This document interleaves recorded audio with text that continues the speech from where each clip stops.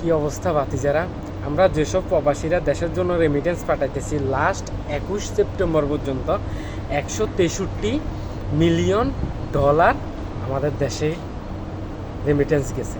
কিন্তু লাস্ট 15 বছরের ভিতরে আমাদের দেশ থেকে 94 বিলিয়ন টাকা পাচার হয়েছে। মনে করেন যে বাংলাদেশি টাকা প্রায় 18 কোটি লাখ টাকারও বেশি, যেটা দিয়ে অনায়াসে 40 থেকে 50টা পদ্মা সেতু হয়ে যেত, মেট্রো রেলও 10 থেকে 15টার বেশি হয়ে যেত, প্রত্যেকটা জায়গায় জায়গায় রাস্তা টাইলস দিয়ে করা হয়ে যেত।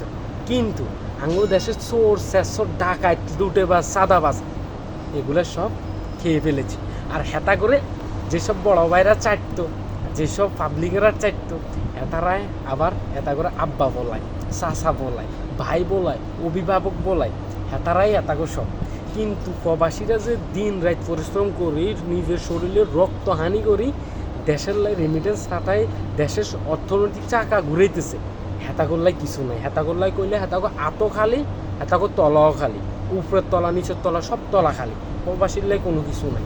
কিন্তু ওই যে সময় লুটবাজি ছাতাবাজি তারপরে যাই মানে টাকা ফাঁসার করা হইব, ওই সময় হেতারা সব কিছু, হেতাগো বড় ভাইরা সব কিছু।